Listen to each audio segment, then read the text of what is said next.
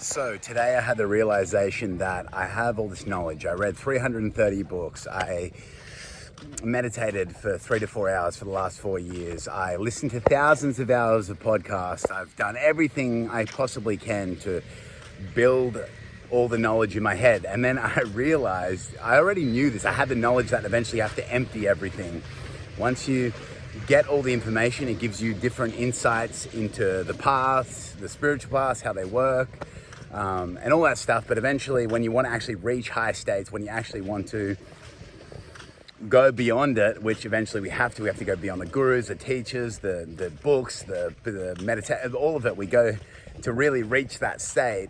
It hit me today. I was like, it's like you don't actually have to do anything. It's not accumulating more and more and more. And I realized I stopped it now, like about a year ago. I was reading all these books on like how to be a life coach, how to help people, how to win friends and influence people, and how to, I was reading all the best gurus that were out there. And I realized, like, while I was living with my friends, that they were going through a problem in their marriage. They were needing my help. They were crying out for my help while I was living downstairs in the house, and I was just obsessively reading, and I missed the point. I was reading books while their marriage was, kind of not doing so well, and I could have been of assistance, more assistance. I was doing the best that I could, but I was reading books on how to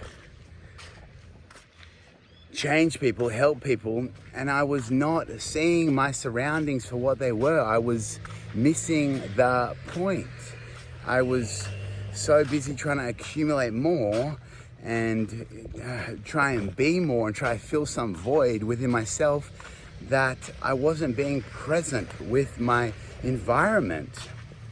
And it really hit me today. I was coaching a coach. He coaches people, and we just ended up sharing our thoughts together, and so many things came up. And this was one of the biggest things that came up for me as I was initially coaching him. He ended up half coaching me, like for half the day.